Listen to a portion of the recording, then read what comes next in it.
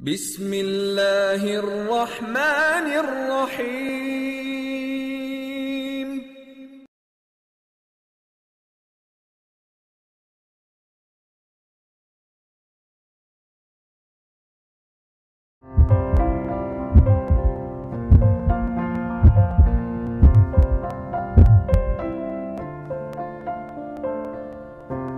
السلام علیکم۔ آج کل کے زمانے میں جہاں انسان اپنی تمام تر کوششوں کے باوجود اپنے ڈیزائر گول کو اچیو کرنے میں ناکام ہے، وہاں ہمارے درمیان کچھ ایسے لوگ بھی ہیں جنہوں نے واقعی ٹرولی اسٹرگل کر کے نہ صرف اپنے ڈیزائر گول کو حاصل کیا ہے بلکہ بہت سکسیزفلی حاصل کیا ہے، اور ان کی اسی شخصیت کے اسی پہلو پہ ہم ان سے بات کریں گے۔ میرے ساتھ میرے گیسٹ ہیں سینیٹر حسیب خان صاحب، اور ایک بہت جانی مانی شخصیت ہیں، بروکس فارماسیوٹیکل کے فاؤنڈر بھی ہیں، مگر ہم آج ان کے اور تھوڑا سا پولیٹیکل انفلوئنس بھی، لیکن ہم پولیٹیکل بات نہیں کریں گے، ہم آپ کی شخصیت کے بارے میں بات کریں گے۔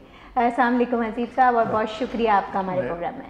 آپ کا شکریہ کہ آپ نے اتنی بڑی دنیا میں آپ نے ہمیں بھی سلیکٹ کیا ہے کہ ہم بات کر سکیں۔ آپ اصل میں آپ کو اس پروگرام میں بلانے کا جو میرا مقصد ہے وہ صرف یہ ہے کہ آج کل آپ دیکھ رہے ہوں گے کہ ہمارے اوور آل انوائرمنٹ میں ایک بڑی مایوسی ہے لوگوں میں۔ آپ اکثر لوگوں کو یہ کہتے ہوئے سنتے ہوں گے کہ ہم بہت محنت کر رہے ہیں، ہم بہت اسٹرگل کر رہے ہیں، لیکن ہمیں شاید اس کا آؤٹ کم ویسا نہیں مل رہا جتنا کہ ہم محنت کر رہے ہیں۔ تو آپ کو جب آپ کی طرف میں دیکھتی ہوں، اور آپ کی کہانی بھی مجھے بہت سے لوگوں کے تھرو میں نے سنی بھی کہ آپ نے واقعی بہت محنت کر کے یہ بزنس امپائر کھڑا کیا، تو میں یہی جاننا چاہ رہی ہوں کہ ایک تو آپ کی تھوڑی سی ہم اسٹوری بھی جاننا چاہیں گے کہ آپ نے زندگی میں اس گول کو اچیو کرنے کے لیے کتنی محنت آپ کو کرنی پڑی ہے۔ اتنی محنت کہ جتنی محنت کرنے کا حق ہوتا ہے جب وہ آپ ادا کرتے ہیں تو ناکامی ہو نہیں سکتی۔ پرابلم کیا ہے ہماری کہ ہم جو کام کر رہے ہوتے ہیں اس میں اپنے سوچ کو، اپنی فکر کو، اس کو ہم پریورٹی دیتے ہی نہیں ہیں، اور ایڈ ہاک بیسس پہ ہم کام کر رہے ہوتے ہیں۔ ہمارا ٹارگیٹ جو ہے وہ بڑا واضح نہیں ہوتا۔ اصلی پرابلم جو ہوتی ہے وہ یہ ہوتی ہے کہ اگر آپ کا کوئی آبجیکٹ نہیں ہے، اگر آپ کلیئر نہیں ہے ذہن میں کہ آپ نے کیا بننا ہے۔ ابا نے کہہ دیا ڈاکٹر بننا ہے، تم نے تو ابا بچہ ڈاکٹر، اب اس نے کہا ابا نے کہہ دیا تو اس کے دماغ نے اس کو چیز ایکسیپٹ نہیں کی ہے۔ اب وہ کیا بنتا ہے بڑا ہو کے؟ میرے باپ نے بھی یہ سوچا تھا کہ میرے ڈاکٹر بنیں گے، انٹر سائنس کے بعد ہم نہیں کر سکے، ہم سے میڈک کو نہیں کاٹا گیا، تو ظاہر ہے آئی واز انفٹ فار دس۔ تو اب اگر میں چلا بھی جاتا تھا زبردستی کہ میرے ابا اماں کہہ رہے ہیں تو کامیاب نہیں ہو سکتا تھا، کیونکہ میں جب میڈک کو نہیں کاٹ پاؤں گا تو پھر میں انسان کو کیسے چیرا لگاؤں گا۔ تو بات یہ ہوتی ہے کہ زندگی میں کچھ کرنے کے لیے آپ کے مائنڈ کا انوالومنٹ بہت ضروری ہوتا ہے۔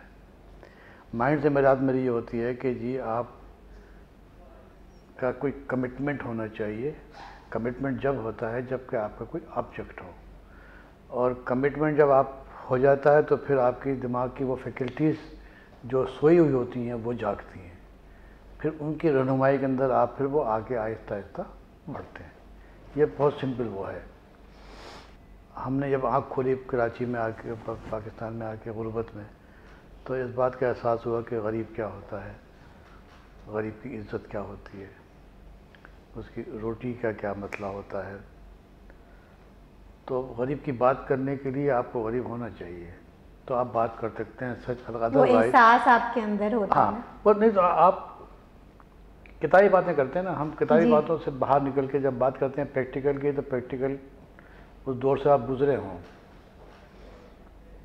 بروکس میں آپ کو معذرت کر، میں جاننا چاہوں گی جو بروکس آپ نے بنایا، جب انیشیلی اس کو بنایا ہوگا تو اس وقت آپ کی کیا تھاٹس تھیں، کس طرح سے آپ نے اس کی بنیاد رکھی، اور مطلب بہت سے ظاہر سی بات ہے بہت سی چیزیں آپ کے دماغ میں ہوں گی نا کہ مطلب ایک بزنس ہے, ہاں بالکل آپ نے صحیح کہا, نہیں چلے گا, کیا ہوگا. یہ 84 کی بات ہے. 84 میں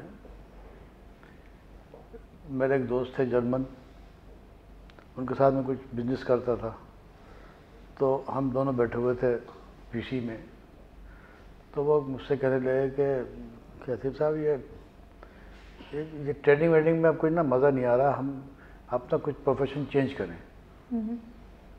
تو we are discussing over cup of tea, اور فارماسٹیکل کا وہ بھی آدمی نہیں تھا اور فارماسٹیکل کا میں بھی نہیں تھا, and we are talking about کیا کرنا چاہیے. اینڈ فائنلی وی ڈیسائیڈیڈ کہ بھائی فارماسٹک اپنا دواؤں کے کام میں جاتے ہیں, کہ کیونکہ اس کا تعلق ایک عام مریض سے ہے, ڈاکٹر سے ہے, اچھا پروفیشن ہے, اچھے لوگوں سے آپ کا سابقہ پڑتا ہے, تو یہ صاف ستھرا کام ہے, تو اس کا شروع کرتے ہیں. And then we decided in the same meeting کہ we should go in the business of pharmaceuticals. اور جب آپ ایز اے نان فارماسیوٹیکل جب آپ اس بزنس میں آئے تو پھر اب وہیں پر پھر یہ تھا کہ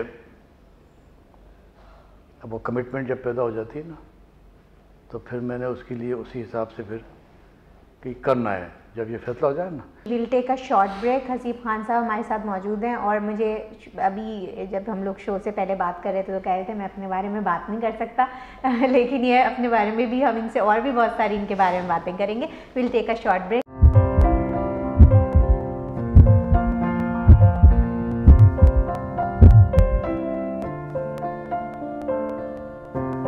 بریک سے ہم واپس آ گئے ہیں. حسیب خان صاحب ہمارے ساتھ موجود ہیں. حسیب صاحب, آپ کے پاس ڈیفینیٹلی جو لوگ آپ کے ساتھ کام کر رہے ہیں اس میں بہت سے ینگسٹرز ہوں گے آپ کی کمپنی میں, جن سے بہت سے ایسے ہوں گے جن سے آپ کا ڈے ٹو ڈے بھی انٹریکشن رہتا ہوگا.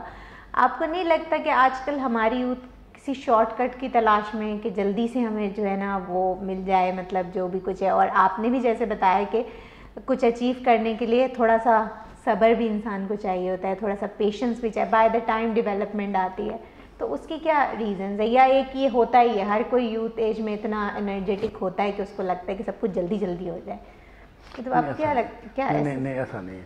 اصل میں ہماری یہ پرابلم رہی وہ بڑی مختلف ہے, پاکستان کی خاص طور سے باہر کی دنیا سے مختلف ہے, کہ ہم نے یوتھ کو ڈائریکشن نہیں دی. نمبر 1. اور سب سے بڑا نقصان یہ ہوا اس کے بعد کہ ہم نے ان کو غلط طریقے سے استعمال بھی شروع کر دیا. اب سیاست میں ہمارے قائد محمد علی جناح, انہوں نے یوتھ کو مخاطب ہو کے 23 مارچ 1948 ڈھاکہ کے میدان میں اسٹوڈنٹ بیٹھے ہوئے تھے, تو ان سے مخاطب ہو کہا کہ جو یہاں طلباء تعداد بیٹھے ہیں میں تم سے مخاطب ہوں.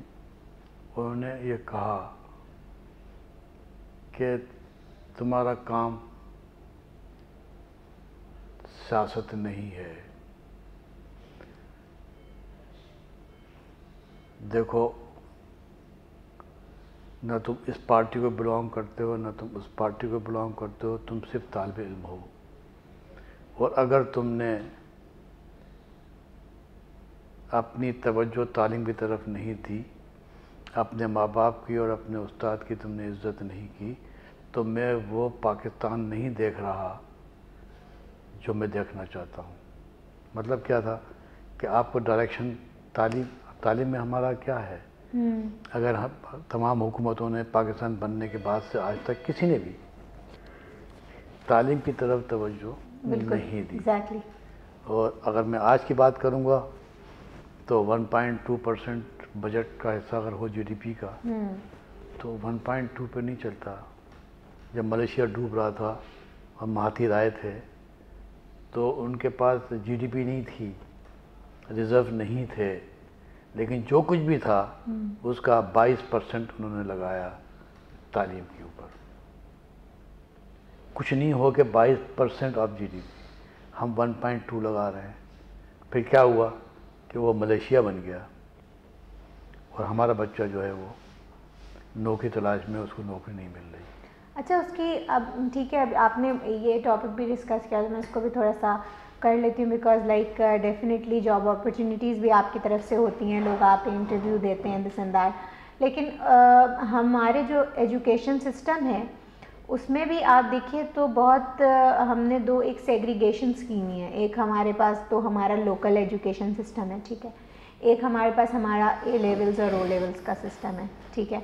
کچھ بچے جو کہ کمپیریٹیولی تھوڑا ایکسپینسو بھی ہے، اگر کچھ بچے اس طرف جاتے ہیں، ٹھیک ہے، جو کہ وہ انٹرنیشنل اسٹینڈرڈ کے حساب سے پڑھا رہے ہیں، اور ہم اپنے آئی ڈونٹ نو کون سا اسٹینڈرڈ ہے ہمارا جو کہ ہم سلیبس بھی اپڈیٹ نہیں کرتے 5-5-6.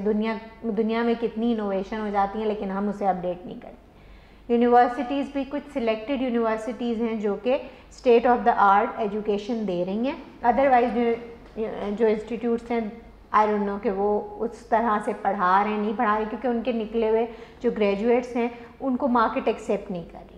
اٹ مینس کہ ایجوکیشن سسٹم میں بھی ہمارے تھوڑا سا فالٹ ہے، ٹھیک ہے. تو اس کے اوپر کیا آپ لوگ مطلب آپ لوگوں کی جیسے چیمبر آف کامرس ہے اینڈ دس اینڈ دیٹ ہے، کوئی پرپوزلس نہیں دیے جاتے کہ ہمیں اتنا فروٹفل جو ہے ریسورس نہیں مل رہا ہے مارکیٹ میں اینڈ دس اینڈ دیٹ، اس کا کوئی کنٹریبیوشن آپ لوگ کی طرف سے نہیں ہو سکتا؟ دیکھیے بات یہ بھی بڑی امپورٹنٹ آپ نے کہی ہے.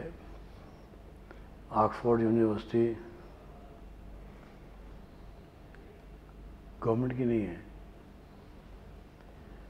دنیا کے تمام تعلیم نظام جو ہیں وہ گورنمنٹ نہیں چلاتی.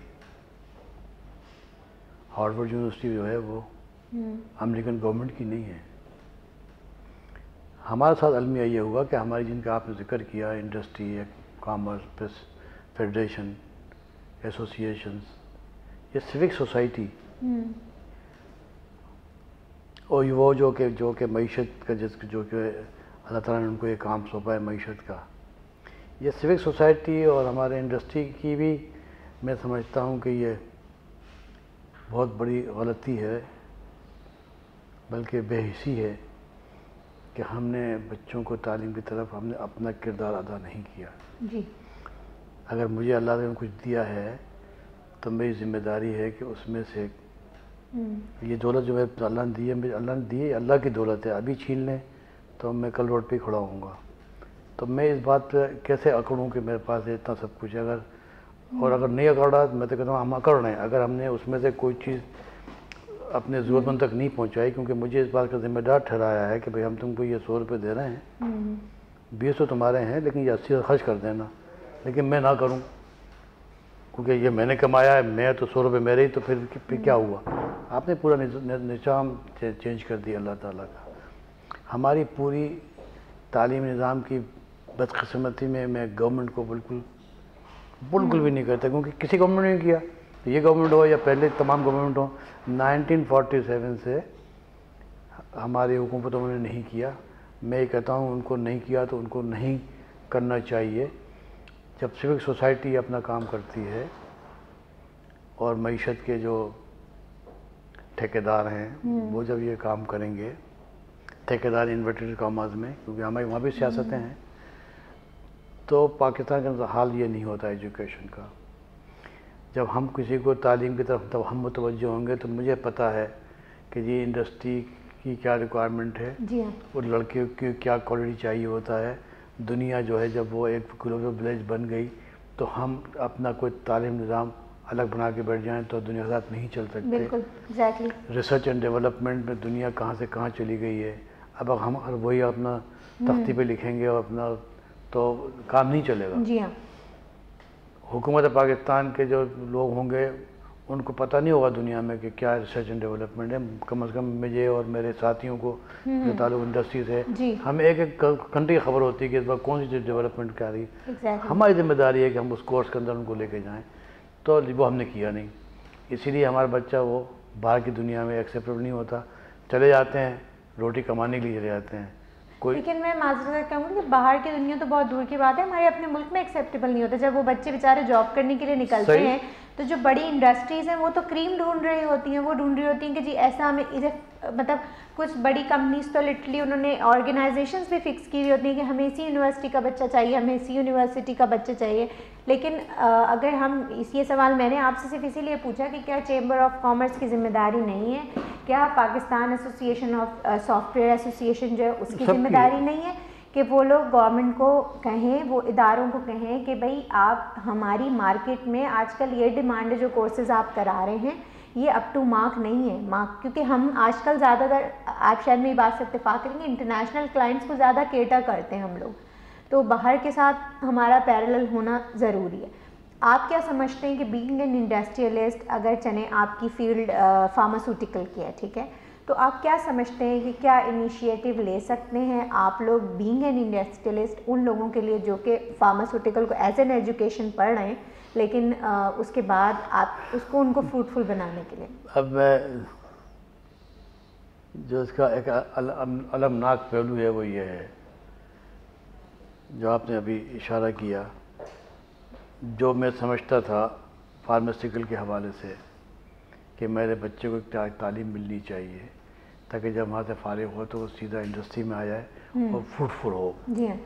تو میں نے پھر ان کو ایک کورس ڈیزائن کر کے 15-25 پیج کا تمام یونیورسٹیز کو بھیجا ہے میں نے، اور وہ میں نے نہیں بنایا بلکہ میرے تمام مشوروں کے ساتھ دنیا، WHO، NIH، کینیڈین گورنمنٹ، ان سب کے ساتھ مل کے ایک ٹریننگ مینول بنایا کہ جب آپ کا لڑکا بی فارمیسی کر لے تو اس کو جس طرح ہاؤس جاب کیا جاتا ہے اس طریقے سے آپ جو ہے اس کے کو بھی آپ ٹریننگ دیں گے، اور یہ مینول ہے اس کے اوپر، اور آپ کو جو ہے وہ باہر کے لوگ آ کے آپ کو فری تعلیم بھی دے سکتے ہیں. اوکے. Nothing happened. آج تک وہ کورس نہیں پڑھایا گیا کیونکہ کوالٹی آف استاد بھی تو ڈیٹیریٹ ہوا نا. ایگزیکٹلی. سیاست وہاں بھی آ گئی، گروپ بندی وہاں بھی ہو گئی، نتیجہ کیا ہوا؟ سسٹم ڈسٹرب ہو گیا. اور جب سسٹم ڈسٹرب ہو جائے تو پھر کوئی چیز بہتر نہیں ہو سکتی. پاکستان کی ہول بات کریں گے تو خرابی جو ہے وہ سسٹم کی خرابی ہے. ایجوکیشن اگر ہمارا ڈاؤن ہو گیا سسٹم کی خرابی ہے. تو جب استاد تعلیم نہ دے، ہم نے تعلیم حاصل کی تھی چٹائی پہ بیٹھ کے میٹرک کیا تھا، لیکن اساتذہ کرام ہماری ایک ایک چیز پہ نظر رکھتے تھے اور ہمیں گروم کرتے تھے. اور جب ہم کالج میں پہنچے فرسٹ ایئر میں، سیکنڈ ایئر میں، تو جو استاد ہم کو جس طرح ہم کو پڑھاتے تھے، جس طرح ہمارے دماغ میں چیزیں گھسوڑتے تھے، لگتا تھا کہ یہ ہمارے باپ سے بھی کہیں آگے ہیں. تو وہ استاد تو نہیں رہے جن استادوں سے میں نے پڑھا ہے. میں نہیں لگتا میں یونیورسٹی میں جاتا ہوں، میرا شاید کراچی شاید کوئی یونیورسٹی ہو جہاں پر کہ میں کسی نہ کسی انداز میں نہیں جاتا ہوں. کہیں پر گورننگ باڈی میں ہوں، کراچی یونیورسٹی میں سنڈیکیٹ میں ہوں، لیکن جو کچھ میں نے اپنی آنکھوں سے دیکھتا ہوں صبح شام، تو کوالٹی آف استاد بھی نہیں رہی. اچھا، آپ کو کیا ایسا لگتا ہے کہ اگر مطلب کوئی ایسا کوئی پرائیویٹ انسٹیٹیوشن بنا دیا جائے کہ جو اسٹوڈنٹس بھی فارمیسی کرتے ہیں وہ وہاں سے کوئی مطلب جو آپ کہہ رہے ہیں کہ آپ نے ایک مینول ڈیزائن کیا تھا اور جو کہ آپ نے سینڈ بھی کیا ہے، اگر اس لیول پہ گورنمنٹ نہیں انیشیٹو لے رہی اور وہ اس کا امپلیمنٹ نہیں کرا رہی تو ہاں آپ صحیح کہہ رہی ہیں، لیکن بات یہ ہوتی ہے نا وہ بس بی فارم کر کے جو نکلتا ہے لڑکا اپنے کالج یونیورسٹیز وغیرہ سے، تو اس کی ریکوائرمنٹ پھر امیڈیٹ جاب کی ہوتی ہے. میں تو اس لیے کہا تھا کہ جب آپ کہیں پر بندش ہوتی ہے کہ اگر آپ MBBS کا آپ نے امتحان پاس کر لیے، لیکن اگر آپ نے ہاؤس جاب 1 سال نہیں کیا ہے، کاٹا پیٹی نہیں کی ہے، ایمرجنسی میں آپ نے کام نہیں کیا، تو آپ کو ڈگری نہیں ملے گی، آپ کو پریکٹس کرنے کی اجازت نہیں ہوگی. بالکل. تو پھر وہ ڈاکٹر کا 5 سال 7 سال کرنے کے بعد بھی بیٹھا ہوا ہے، 1 سال اور انتظار کرے گا نوکری کے لیے. اب وہاں کیونکہ اس کا ہاتھ میں وہ سرٹیفکیٹ آ گیا ہے، اس کو امیڈیٹ ریکوائرمنٹ ہے، تو پھر وہ جاب پہ آ جائے گا. پھر یہاں پر آ کے آئے گا تو اس کو ہم جاب نہیں دیں گے. میں 3-4 دن پہلے میں یونیورسٹی گیا تھا، کراچی یونیورسٹی میں، تو وہاں میں نے یہ کہا تھا، ایک فنکشن تھا رات کو پرسوں،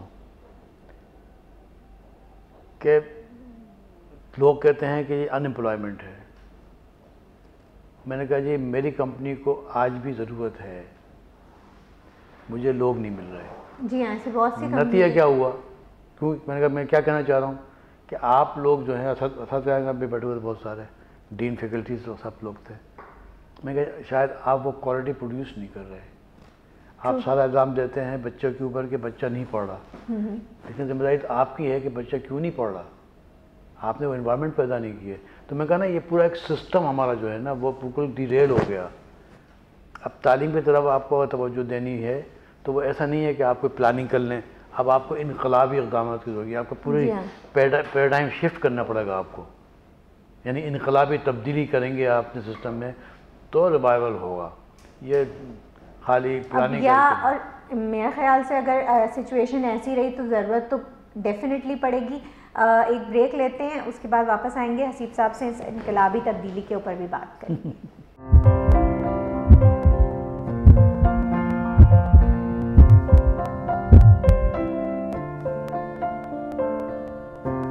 ہم بریک سے واپس آ گئے. ہم اور حسیب صاحب بات کر رہے تھے کہ اگر ہم نے اپنے ایجوکیشن نظام کو نہیں اس پہ توجہ نہیں دی تو کسی بہت ہی انقلابی تبدیلی کی ضرورت. اچھا حسیب صاحب، مجھے تو ایسا لگتا ہے کہ اگر ابھی بھی کوئی انیشیٹو نہیں لیا گیا تو اب جیسے جیسے اگر ہم بھی اگر اپنی کمپنیز میں بھی دیکھیں تو ڈیفینیٹلی آپ کی بات بالکل صحیح ہے کہ جاب اپرچونیٹیز ہیں لیکن وہ لوگ نہیں مل رہے ہیں. ٹھیک ہے، اب یہ کمپنی والے کب تک سفر کریں گے؟ ایٹ سم پوائنٹ آج سے 2 سال بعد 3 سال بعد ڈیفینیٹلی یہ کوئی اسٹرانگ سٹانس لیں گے. فار ایگزامپل اگر آپ نے کہا کہ جی یہ 14 یا 15 مطلب جو آپ نے ایک ریکوائرمنٹ لکھ دی جو کہ ہونا چاہیے، ضرور آنا چاہیے بچے کو جو کہ جس نے بی فارمیسی کیا ہو، تو اگر 4-5 سال بعد اگر ہم نے یہ انیشیٹو لینا ہے کہ ہم کہیں کہ بھئی اگر آپ بی فارمیسی کرنے کے بعد اگر آپ کو یہ چیزیں نہیں آتی، ساری فارماسیوٹیکل انڈسٹریز کے ہیں، تو آپ جاب کرنے کے قابل نہیں ہوں گے. تو کیا آپ کو نہیں لگتا کہ اس وقت سے پہلے جب یہ انقلابی تبدیلی جو ہے معاشرے کی ایک 101% ضرورت بن جائے، ہم ابھی سے تھوڑا سا اس میں کچھ آپ لوگ کوئی ایسی چیز لے کر آئیں؟ آپ سے میں فارماسیوٹیکل کے انڈسٹریز کے بارے میں بات کر سکتی ہوں. میں نے کہا دیکھیے فارمیسی انڈسٹری کے اندر جو ہے یہ کیونکہ ہمارے سسٹم میں نہیں ہے یہ چیز، تو اس کے بعد ہم ایک آدمی کام کر لے گا، 2 کر لیں گے، 3 کر لیں گے، کیونکہ وہ ہمارے سسٹم میں وہ نہیں آتا. لیکن ہمارے سسٹم میں یہ تو آتا ہے کہ ہمارے اپنے ٹیکنیکل ڈائریکٹر جو ہمارے ہیں ان سے ہم کہیں کہ آپ ہفتے میں جا کے 2 دن جا کے وہاں پڑھائیے بچوں کو. صحیح ہے، کیونکہ جہاں پر تعلیم دی جا رہی ہو وہیں پر بچے کی تربیت کی جاتی ہے. جی ہاں. وہاں سے آنے کے بعد تربیت تو پھر وہ خود ہی انوائرمنٹ میں آنے کے بعد پھر وہ آہستہ آہستہ سیکھتا ہے. لیکن وہاں پر ٹریننگ لینے کے بعد پھر اس کا جو ہے وہ دنیا سمجھ میں آتی ہے کہ کیونکہ کتاب کے اندر کچھ اور ہوتا ہے، لیکن جب دنیا والے جا کے پڑھاتے ہیں تو دماغ اور اسی ٹریننگ کے دوران کے اندر وہ یہ سوچتا ہے کہ یہ کافی نہیں ہے میرے لیے. جی ہاں. مجھے اس میں ایم فل کرنا چاہیے، مجھے تو پی ایچ ڈی کرنا چاہیے، کیونکہ اس سے کام نہیں چلے گا، کیونکہ اب اس کے ذہن جو ہے نا اس کی ارتقاء ہو رہی ہے. تو پھر آج کل جو دنیا ہے اس میں تو اب ریسرچ اینڈ ڈیولپمنٹ بغیر سروائیو نہیں ہے. تو میں تو خالی ٹریننگ کی بات نہیں کر رہا ہوں. ٹریننگ کا میں نے اس لیے کہا کہ وہیں پر اسی یونیورسٹی میں بیٹھے بیٹھے بہت سے لوگوں کے دماغ جو ہیں جو ان کے کمٹمنٹ ہوگا کہ جی اب تو ہم نے ایم فل کرنا ہے، پی ایچ ڈی کرنا ہے، بس دیر سے ٹرننگ پوائنٹ جہاں. لیکن یہ کام جو ہے وہ انسٹیٹیوشن کا ہے کہ یہ وہ کام کرے. لیکن جیسے ہم اس ٹاپک کو اس بات سے بھی ریلیٹ کرتے ہیں کہ جیسے کہ ہم نے کہا تھا کہ بھئی اسٹوڈنٹس ہمارے شارٹ کٹ ڈھونڈتے ہیں، تو اس میں آئی تھنک ان کا قصور نہیں ہے کیونکہ یوتھ ہماری، کیونکہ جب وہ آئی تھنک ایک ڈریم ورلڈ میں ہوتے ہیں، جب وہ کالج یا یونیورسٹیز میں پڑھ رہے ہوتے ہیں، جب تک وہ پروفیشنل لائف میں نہیں آتے، جب تک ان کو لگتا ہے کہ شاید یہ بہت کچھ ہے جو ہم نے سیکھ لیا ہے، اور ان کو ایسا لگتا ہوگا کہ ڈیفینیٹلی جب ہم یہ سیکھ کے باہر جائیں گے تو ہمیں بہت کوئی اچھی جاب مل جائے گی، اور بہت کیونکہ ان کے ٹیچرز بھی ان کو ایکچوئل ورلڈ سے فیملیئر نہیں کرا رہے ہوتے ہیں. ایون انٹرنشپ بھی نہیں کراتے کہ آپ کسی آرگنائزیشن میں بھیجیں اور ان کو بڑی آرگنائزیشن میں، اور ان کو ایز این انٹرنشپ بھی انٹروڈیوس کرا سکتے ہیں جو آپ نے مینول بھیجا ہے کہ وہ ایز این انٹرنشپ بھیج سکتے ہیں. لیکن اگر وہ چیز بھی وہ نہیں بھیجتے تو وہ جو یوتھ ہے وہ بیچاری اس ڈریم ورلڈ میں ہی ہوتی ہے کہ بھائی میں نے اب اتنا پڑھ لیا ہے، اب جب میں یہاں سے نکلوں گا تو مجھے بہت اچھی کوئی جاب مل جائے گی جس میں مجھے بہت سا پیسہ مل جائے گا. لیکن جب وہ ایکچوئل مارکیٹ میں آتے ہیں تو ان کو پتہ چلتا ہے کہ مارکیٹ کی جو ڈیمانڈ ہے وہ کچھ اور ہی ہے. نہیں، اس کے علاوہ ایک اور صورت بھی ہے نا کہ پاکستان کا جو انوائرمنٹ، ہمارا جو اب معیشت جس مقام پہ پہنچی، یعنی یہ ایک المیہ ہے ہمارے ساتھ. یعنی اللہ تعالیٰ نے تو اس ملک کو بہت کچھ دیا ہے، زمین کے اندر بھی، زمین کے اوپر بھی. دولت کے انبار ہیں ہمارے پاس، لیکن اگر ہم نے اس کو نکالا نہیں. نہیں نکالا تو پھر ہماری جو غربت کی لائن جو ہے نا وہ بہت نیچے چلی گئی. یہ بڑا پارٹ پلے کرتی ہے. جی ہاں. اگر میں آج کی بات کروں تو اس وقت جو انٹرنیشنل فگرز وہ یہ کہتی ہیں کہ پاکستان میں گیہوں کی کھپت جو ہے وہ 48% تک آ گئی ہے، یعنی کنزمپشن کم ہوئی ہے، یعنی غربت میں اضافہ ہوا ہے، یعنی 52% لوگ جو ہے وہ پوری روٹی نہیں کھا رہے. اس انوائرمنٹ کے اندر جب بچہ نکلتا ہے تو اس کے پاس اس کے علاوہ کوئی سوچ نہیں ہوتی. اب پتہ وہاں پر یونیورسٹیز میں بھی کوشش کرا ہوتا ہے جلدی سے مہینہ گزر جائے، امتحان ہو جائیں، جلدی سے رزلٹ نکل آئے، جلدی سے چلا جاؤں، جلدی سے میں 5000 روپے کمانا شروع کر دوں. اس طرح اس کا سوچ ہی نہیں بن رہی. اتنی نہیں بن رہی کہ آپ نے اپنے ملک کو اس مقام پہ پہنچا دیا جہاں غربت میں اضافہ ہو رہا ہے. تو پھر بچہ کیا کرے گا؟ اسی میں ہمیشہ یہ میں کہتا ہوں کہ بچے کو، بچہ نکل فارمیسی، اب یہ ہمارا کام ہے، انڈسٹری کا کام ہے کہ وہ اس بچے کو باقاعدہ مہینہ مقرر کرے کہ وہ اپنے گھر والوں کو دے کہ ان کی تھوڑی سی روٹی کا کوئی بندوبست ہو جائے، اور اس بچے کی تمام ایکسپنسز برداشت کرے جو وہ ایم فل کرنے میں 2 سال لگائے گا.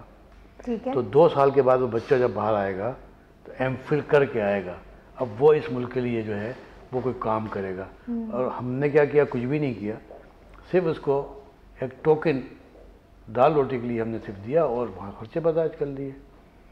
یہ کرنا چاہیے، یہ انڈسٹری کو کرنا چاہیے، چیمبر والوں کو کرنا چاہیے، فیڈریشن کے پاس اس کا ایک فنڈ ہونا چاہیے. کیونکہ 1 to 1 آپ مجھ سے بات کریں گے تو میں بات کرنا پسند نہیں کروں گا. میں نہیں چاہوں گا کہ میں بتاؤں کہ صاحب میں کیا کس حد تک کر رہا ہوں.